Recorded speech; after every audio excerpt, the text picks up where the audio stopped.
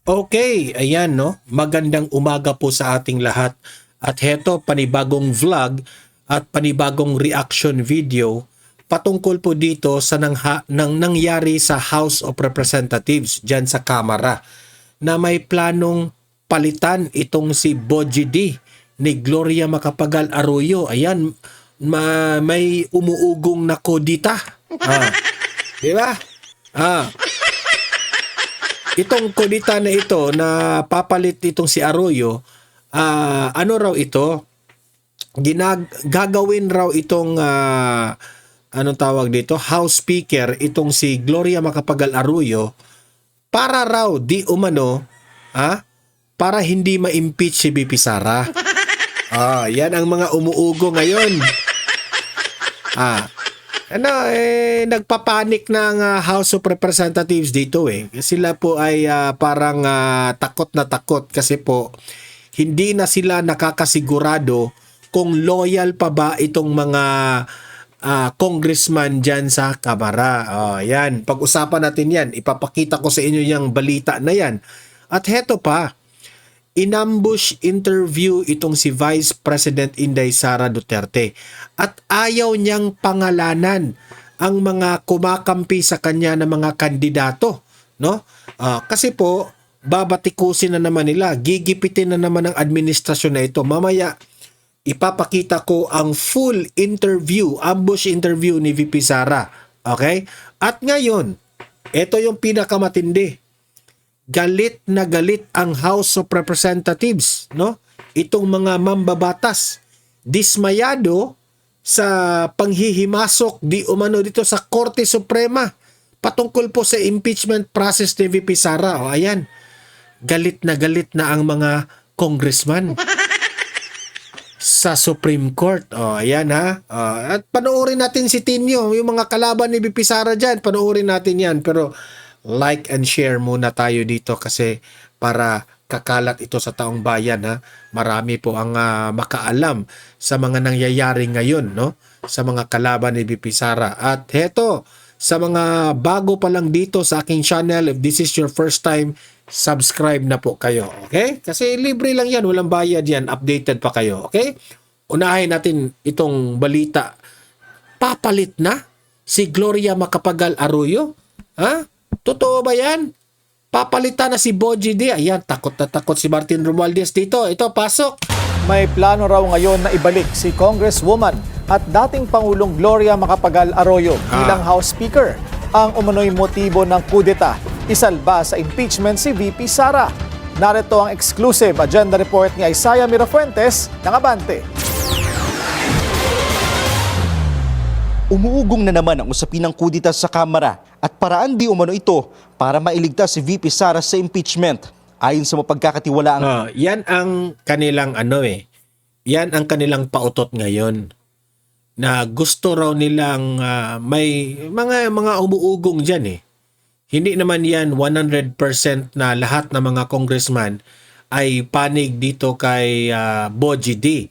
At alam naman natin itong si Boji D, tauhan rin ito ni Martin Romualdez. Tauhan rin ito ng Administrasyong Marcos. Halik sa puwet pa rin yan ng Marcos administration. Ngayon, takot sila dito na maging House Speaker itong si Gloria Macapagal Arroyo. Kasi yung pangarap nila na maging ma-impeach itong si VP Sara ay hindi na matutuloy kung ma-House Speaker itong si Arroyo.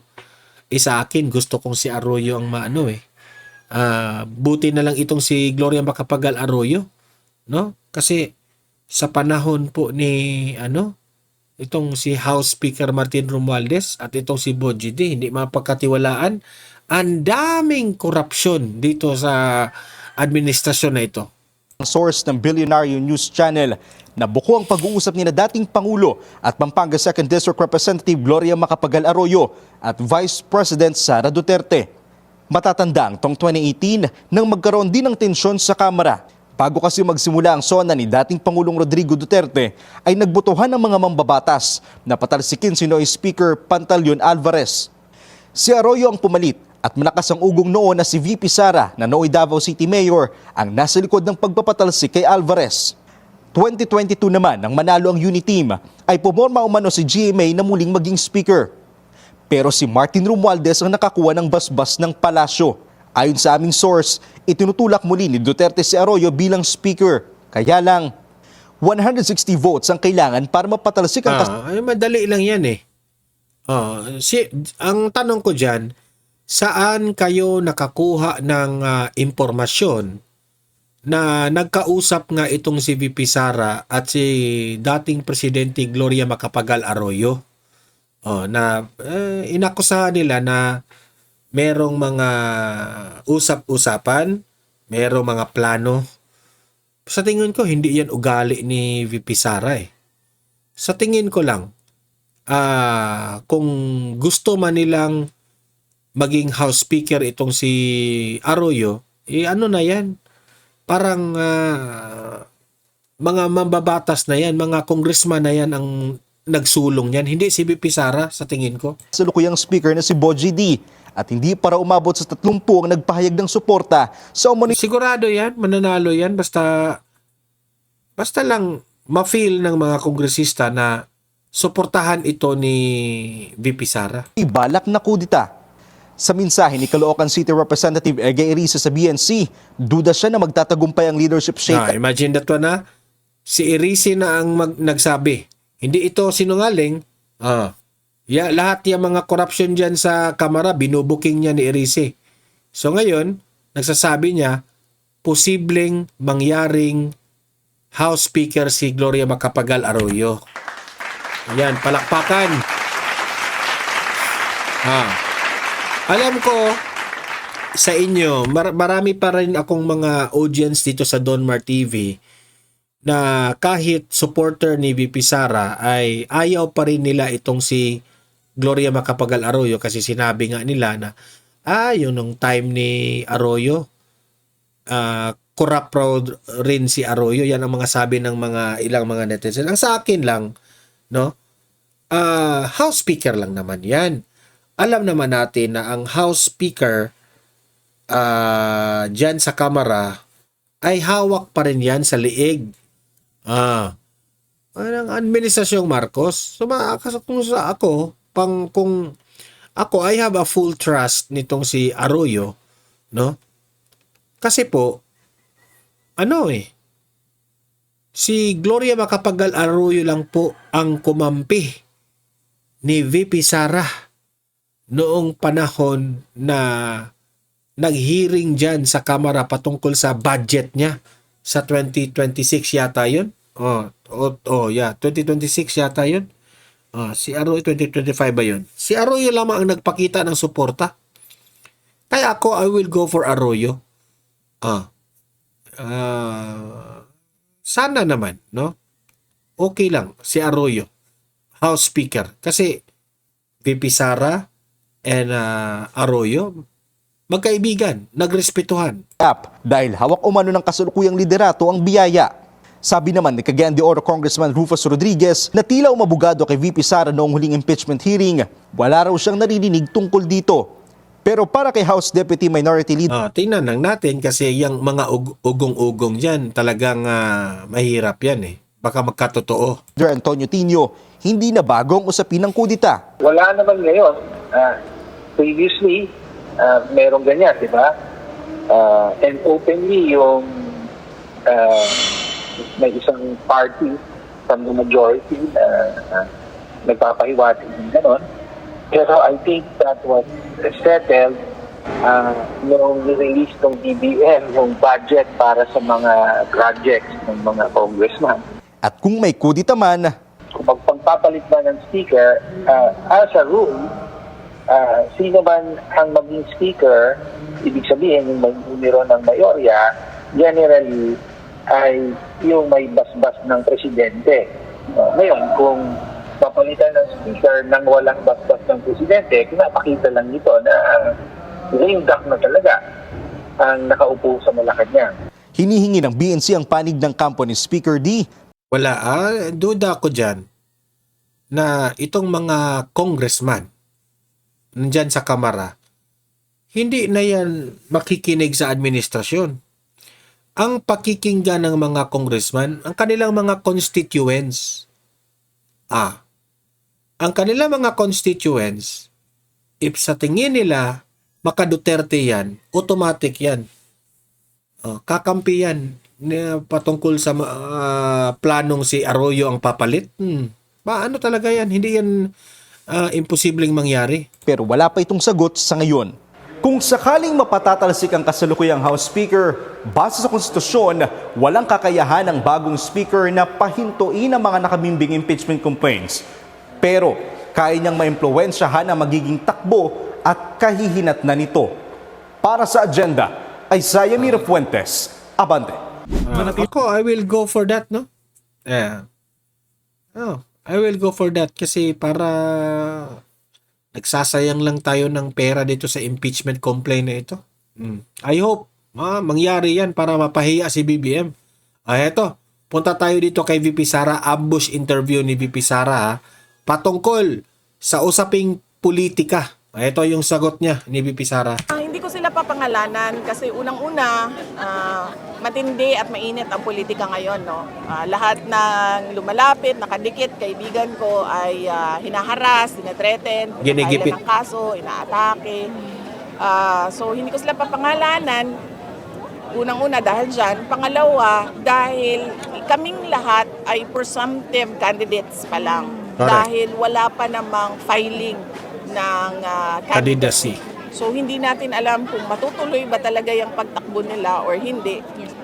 Antayin natin sa darating na, at malapit na yon, darating ng period of filing ng candidacy sa susunod taon. Yan, hanggang doon lang. Sa susunod na taon. Yan. Ma'am, with regards sa tong araw ng kagitingan, how crucial it is, ma'am, nga taliwala sa kadugay na sa panahon, ma'am, no, nga nagsakripisyo tong mga war veteran that we will continue to remember their sacrifice, especially, ma'am, kani sa to ang mga kabatanunan po. Okay. Napakahalaga ng ating commemoration ng Araw ng Kagitingan ngayong araw na ito dahil kailangan natin maalala at kailangan malaman ng ating mga anak yung sakripisyo ng sundalo para tayo ay mamuhay ng mapayapa dito sa ating bansa. Pero sabi ko nga kanina doon sa aking speech, sadly, the state of the nation has failed the Filipino soldier. Kung nakikita nyo, there is an absence of an independent foreign policy framework para sa ating bayan. Hindi mo na alam kung kaninong interest ba talaga ang pinoprotektahan ng ating mga kasundaluhan. Pangalawa, yung dahan-dahan na pagbalik ng insurhensiya. No? Nakikita natin na merong mga iba't ibang skirmishes sa mga lugar at nakikita natin doon ang recruitment ng ating kabataan dito sa grupong NPA. At pangatlo ay yung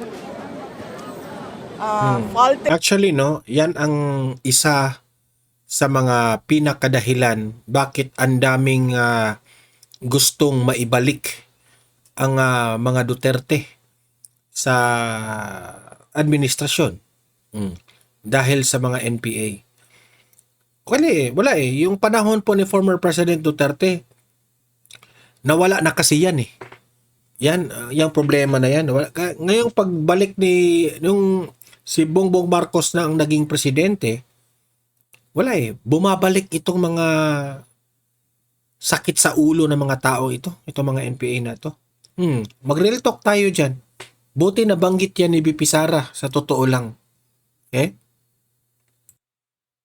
ring ng Bangsamoro peace process. Nakikita din natin dito na na-agitate na yung grupo ng MILF dahil hindi na nasusunod kung ano man yung mga napag-usapan at nakikita nila mabagal yung pagbabago doon sa kanilang lugar. Thank you, ma'am. We have Sir Argil from GMA. Sir Argil. Ma'am, good morning. Ma'am, nagpapatuloy po na crisis ngayon, lalo na sa enerhiya at sa langis, ma'am. Ano po ba yung dapat na hakbang na gagawin pa ng pamahalaan kung maibsan itong nararamdaman ng kahirapan ng ating mga kababayan? Sa crisis ng langis, ma'am, ano pa ba dapat ang gawin ng ating pamahalaan upang maibsan yung nararamdaman ng kahirapan ng ating mga kababayan? Paniwala ko kung ang tanong is ano pa dapat ang ginagawa ng pamahalaan, ay dapat tanungin natin ang ating Pangulo, no? Ano bang ginagawa niya para tulungan ang mga kababayan natin na tinatamaan o nahihirapan dahil dito sa epekto ng krisis sa Middle East. Thank you. Last question. VP, sa latest WR numero survey, you are leading for the Presidential Days 2028. Any comment? Alam niyo, sa totoo lang, sinabi ko na dati, no, ako mismo hindi ako nagpapasurvey dahil unang-una mahal. Actually, si BP Sara, walang arty-arty, mainit yan, no? Pero nagpapa-interview. Yung pagpapasurvey. At pangalawa, itong mga survey na ito, hindi natin alam kung totoo ba talaga yung kanyang data, kung ano yung nakikita dyan sa iba't ibang komunidad natin sa buong bansa. Pero, sabi ko nga, lagi, nagpapasalamat ako at kami sa tanggapan ng pangalawang Pangulo sa patuloy na suporta at pagtitiwala ng ating mga kababayan sa aming kakayahan para magbigay ng makatotohanan na serbisyo. Alright, thank you. Libreng sakay daw po, ma'am, magpapatuloy pa po ba daw amidst the oil crisis nga to ang nasinati karon, ma'am? Ang tanggapan ng pangalawang Pangulo ay merong proyekto na libreng sakay, no, para sa lahat. At ito ay isang proyekto na sinimulan namin noong 2022 dahil nakita namin na kailangan talaga ng tulong ng ating mga kababayan in terms of savings sa daily expenses nila. At ito ay tutuloy, lalo na ngayong merong krisis merong sobra at bigla ang pagtaas ng presyo ng mga produkto. VP, update na lang dun sa 2028 elections. May ano ka na ba, initial list sa 12 senator slate mo or possible mas marami pa sa 12? Wala. Wala pa akong senators. Merong mga nagpahayag na interesado sila na magsama kami kung sakaling ako ay tumakbo at sila din ay tatakbo. Pero kung sasabihin mo na meron na talagang listahan at meron na talagang usapan, walang ganoon para sa senators list sa elections sa 2028. VP, can you name them po? Yung nag-present na? Hindi ko sila papangalanan kasi unang-una, matindi at mainit ang politika ngayon, no? Lahat ng lumalapit, nakadikit, kaibigan ko ay hinaharas, tinetreten, pinafailan ng kaso, inaatake. Kagaya ni Marcoleta. Di ba? Hindi ko sila papangalanan. Yung nag-present na? Hindi ko sila papangalanan kasi unang-una, matindi at nakadikit, kaibigan ko ay hinaharas, tinetreten, pinafailan ng kaso, inaatake.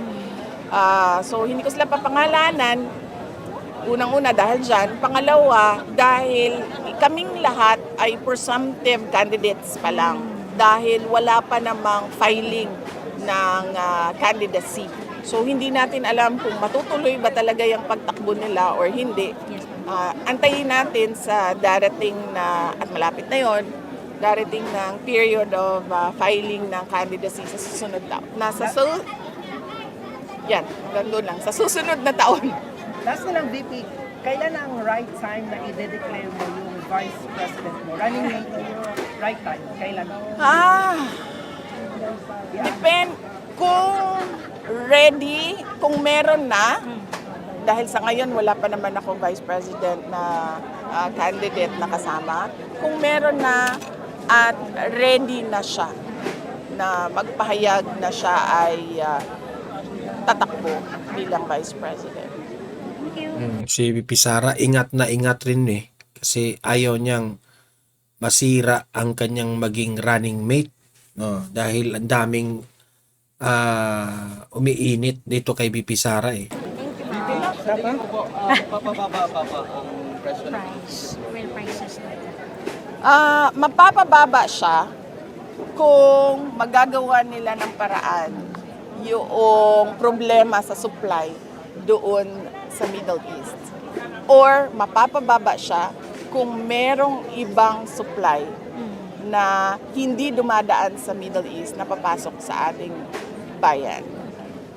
So hanggang merong bangayan sa Middle East, patuloy ang pagtaas ng presyo ng crudo. VP, may kumakalat ngayon with regards sa health ni PBBM na medyo malubha.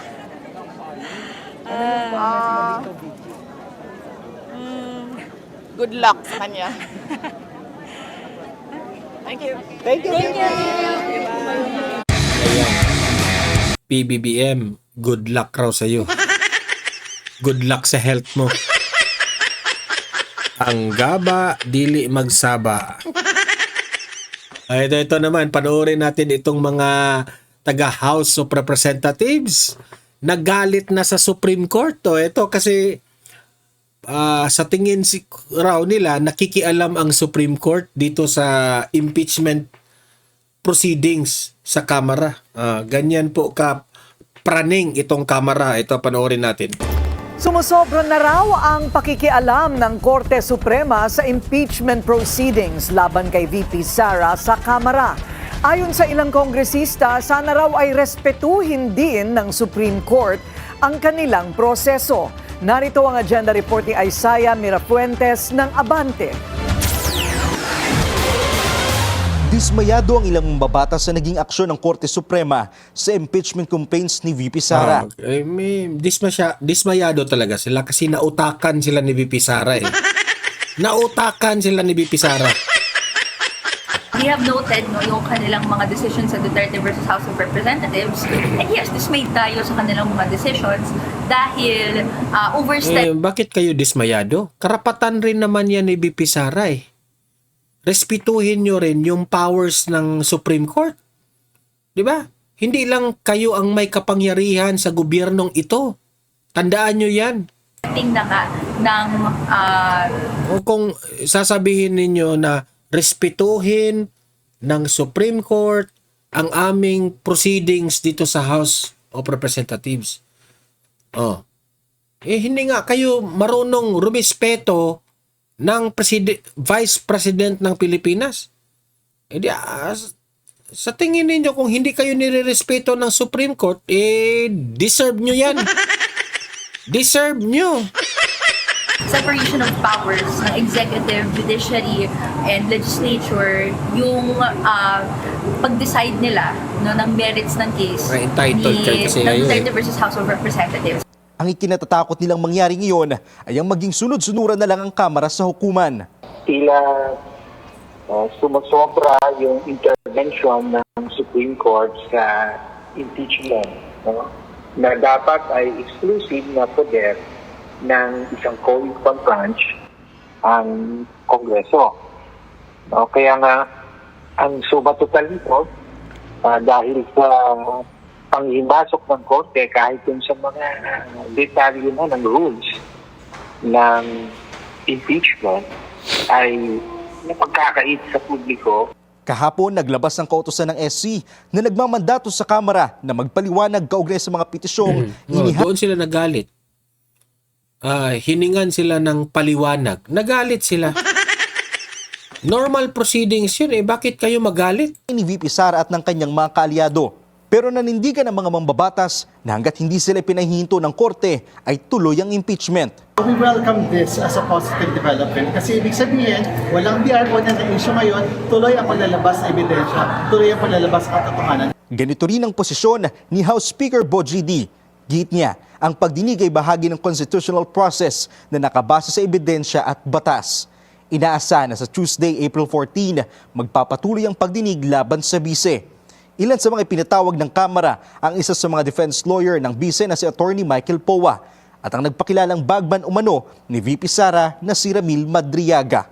Para sa agenda ay Saya Mirafuente. Sila yung wala talagang direksyon dyan sa impeachment proceedings na yan. Alam mong pamumuliti ka. Tapos ngayon, sila pa yung may ganang magalit dito sa Supreme Court. Na itong Supreme Court, wala namang pinapanigan itong Supreme Court. Ito pa yung isang congressman na umiiyak. Sir, your reaction po to the filing of petition by Isa pa ito Gago rin Wow, na-shock tayo doon. Hindi. Ikaw lang. So, eto na naman tayo. Tumakbo na Korne naman mo? sa Korte Suprema ang Vice Presidente sa halip na harapin ang mga issues at sagutin na ang publiko, magpaliwanag sa publiko. Yun naman ang nasa likod ng impeachment na ito, no? At again, ang panawagan natin sa Korte Suprema, dapat this time around irespeto ang Kongreso bilang co-equal branch na may exclusive na kapangyarihan sa impeachment, including yung paggawa ng sarili niyang rules. Ang gusto ng petition ng Vice President ay sabihin na invalidate ang rules ng House, no? So ibig sabihin ang gusto niya mangyari ay ang Supreme Court ang gumawa ng rules on impeachment. Labag ito sa konstitusyon, no? Sir, labag din daw sa 1-year bar yung third and fourth kasi invalidate. Sinet aside na yung 1 and 2. Yun ang sinasabi natin nung paman, no? Kahit nung dinismiss yung first complaint, no? Laban kay Vice President, at ang sinasabi natin dito, walang anumang impeachment na mangyayari kung lagit-lagi ay tatakbo yung accountable official at papatulan naman ng Supreme Court, no, on the basis of rules, no? Walang impeachment na mangyayari, walang mapapanagot na opisyal kung lagit-lagi ay panghihimasukan ang mga rules ng House sa impeachment, no? Kaya again, dapat matigil ito at dapat ma-assert na ang impeachment ay poder ng House at dapat magtuloy-tuloy. Ultimately, dapat harapin ng Vice Presidente sa halip na takbuhan ang mga lehitimong question kaugnay sa paggamit ng confidential funds, kaugnay sa unexplained wealth at iba pa. Sir, yung April 14 hearing, tuloy naman habang walang PR. Tama yun. And then, umaasa tayo na ang Korte Suprema ay irerespeto ang kapangyarihan ng co-equal branch at ibasura kaagad ang complaint na ito. Otherwise, sabi ko nga, wala nang may impeach na opisyal kung lagit-lagi ay questionin ang rules ng House. Kung hindi ba pwedeng i-impeach, i-file nyo ng impeachment complaint ng Supreme Court? O meron pa silang pwedeng nalabag para sila ay pwedeng i-impeach kung ganito yung nangyayari? Well, ang usapin dito ay pagpapanagot sa Vice Presidente. So, yun ang dapat na focus natin ngayon, no? At kung hindi nagkaroon ng Supreme Court decision in the past, ay dapat, na by now dapat tapos na ang issue na ito, no? Pero nandito tayo muli, tapos ano ba to? Paulit-ulit lang, di ba? No? Pinagkakait tuloy ng legal processes ang karapatan ng mamamayan na panagutin ang kanyang mga opisyal, no? Ang gusto lang naman natin magkaroon ng trial, no? At doon na maipakita kung may basis ba o wala, di ba?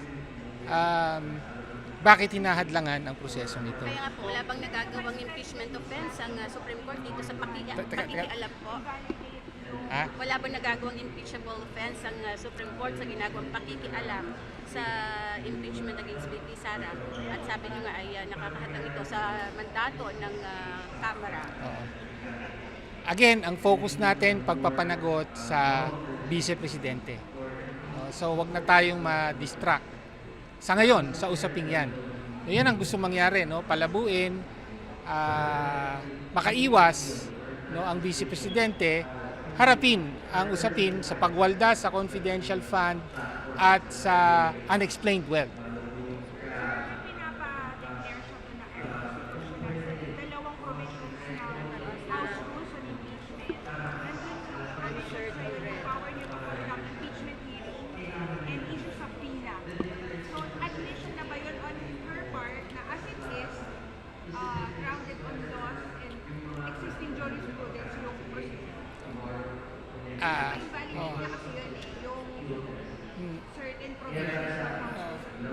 Kabalbalan yan dahil nasa Constitution mismo yon na sinasabi na pagkatapos ng finding ng sufficient grounds ay maghihiring ang Committee on Justice.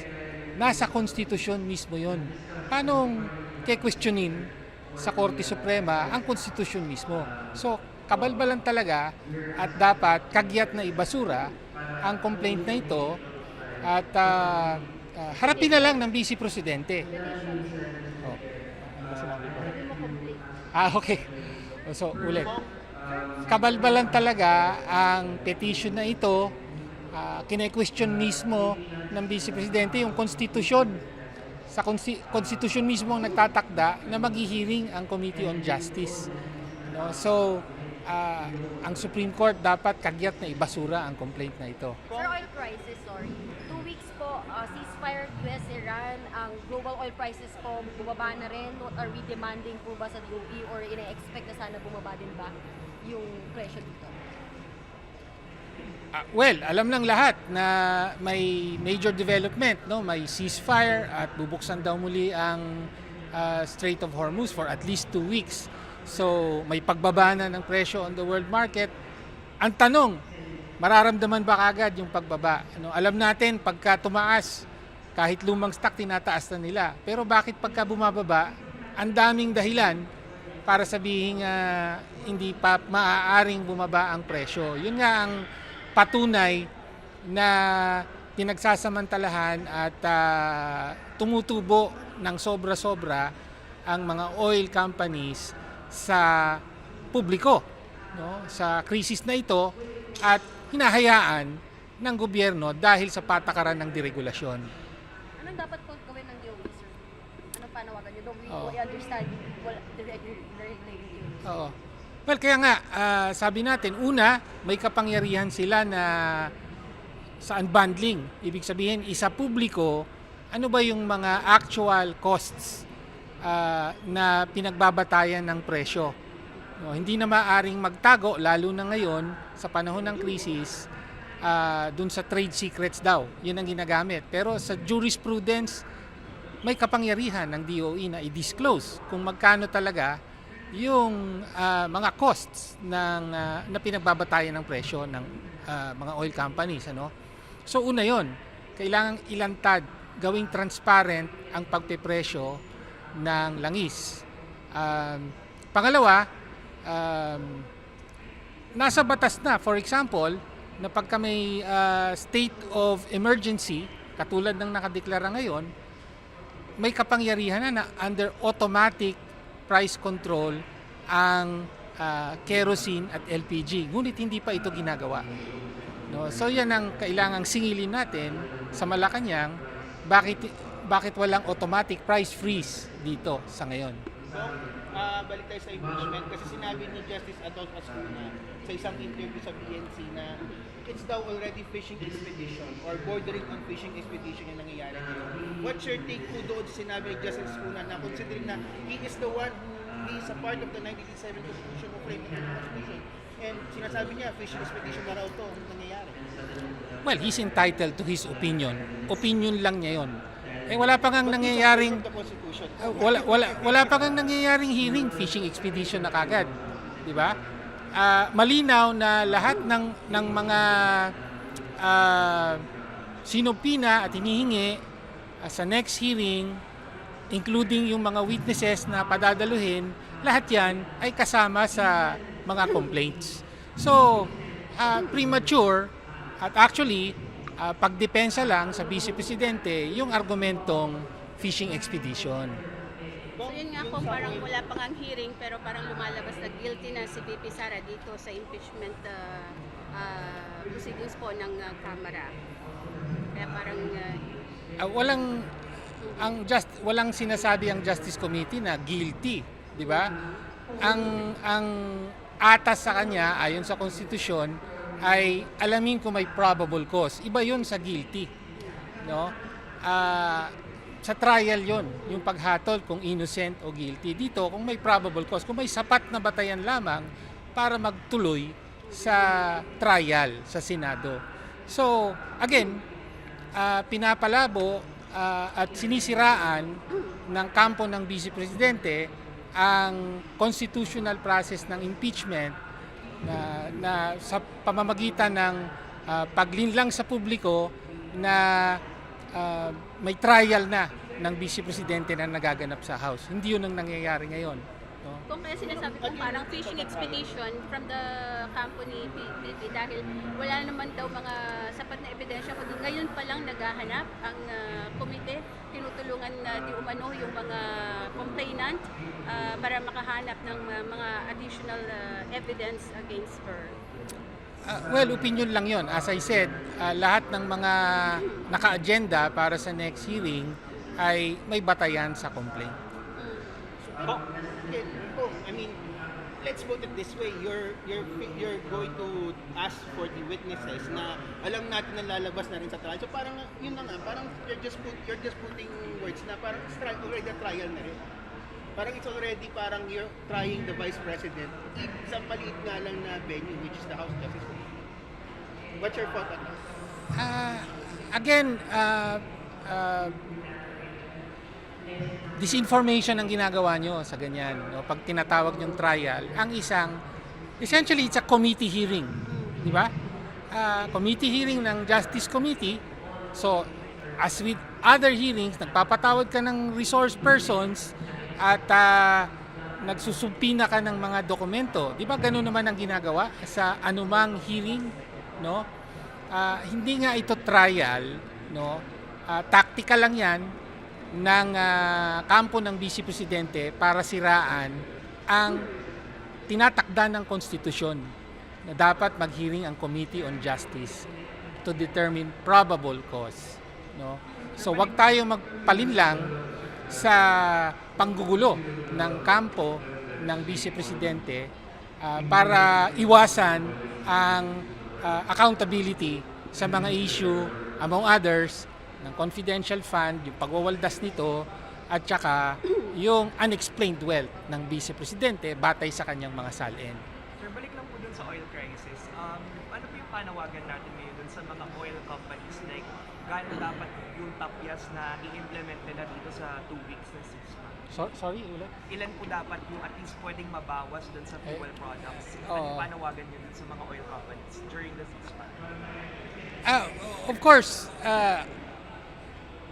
that is to be determined, di ba? Depende kung magkano yung world market price, yung presyo sa Singapore, yung tinatawag na MOPS.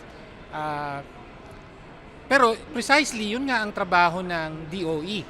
No? Kaya nga meron silang kapangyarihan na kunin ang lahat ng impormasyon na ito, yung cost information mula sa oil companies, at ngayon ang dinidiin natin, kailangang isa publiko para makita talaga, may transparency, makita na kung bumaba ang presyo sa world market, ay katumbas ba yung pagbaba sa domestic price. No? Inaral natin, historically, hindi. Historically, palaging mas may patong yung oil companies. Kapag tumaas ang world price, may patong pa na taas ang oil companies. At pag bumaba ang world price, ay may mga pagkakataon malaki pa ang agwat, no, na hindi bumababa yung domestic prices. Kaya merong windfall profits na tinatawag. Sobra-sobrang kita ang mga oil companies sa panahon ng krisis. At yan ang pinahihintulutan ng gobyerno because of the policy of deregulation. Kung for soundbite lang, what do you make of the current energy saving measures of the House? Kanina nabanggit ni Kong Miro na medyo mainit daw dito sa Kamara. Do you think it's enough?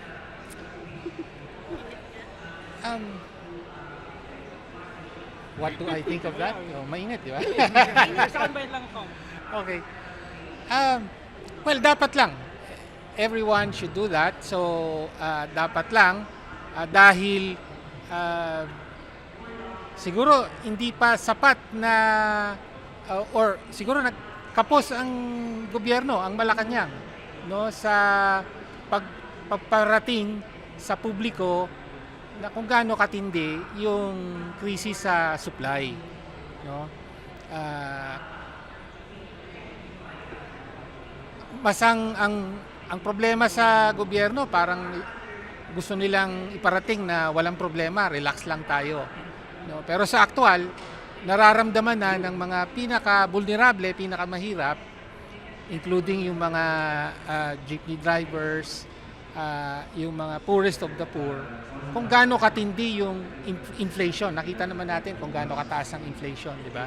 Kung with this hearing po, are we expecting na yung possibility na mas malawak na dole out or ayuda sa ating mga kababayan dahil marami na rin po yung sektor na apektado nitong mataas na presyo ng langis, itong krisis sa langis? Well, hindi matatakasan. In one way or other, kailangang magbigay ng ayuda, no? Ang tanong ay yung pondo. Sa ngayon, wala pang anumang proposal para sa karagdagang pondo. Ginagamit yung kung ano yung nasa budget na ngayon, no? Yung pondo na yan naka-budget para sa buong taon, di ba? Paano kung may mga dumating pang mga kalamidad? Anong gagamitin ngayon? Pinamimigay na ngayon ito. So, yan ang inaantay din natin sa Malacanang. Nasa ng proposal to mobilize additional funds, dagdag na pondo para matugunan ang pambihirang krisis na to. Hindi ito anticipated sa 2026 budget. Just one question. According to Secretary Perin kanina, there are 50 days na lang supply natin sa fuel, yung average supply natin. Kulang na kulang ito kasi 33 days na lang yung sa LPG. What can we suggest sa Department of Energy? Posible rin ba na dapat magkaroon tayo ng petroleum reserve sa bansa?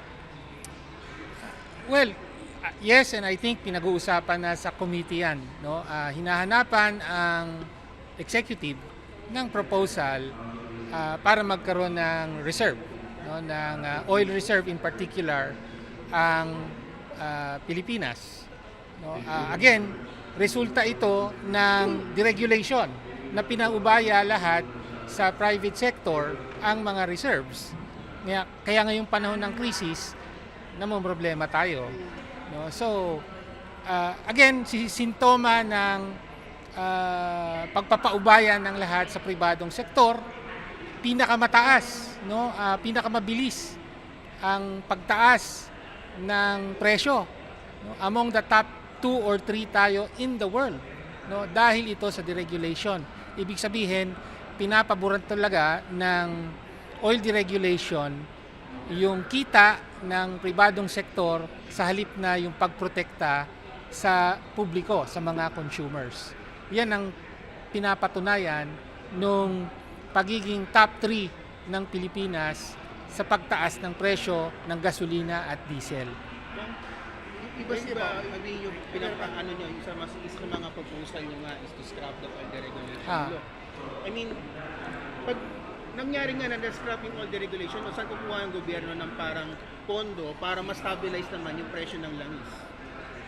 Where are we going to find it? Well, kaya nga may mga proposal, may mga bills na tayo for the billionaire's tax. Tapos we also have a proposal para sa windfall profit tax.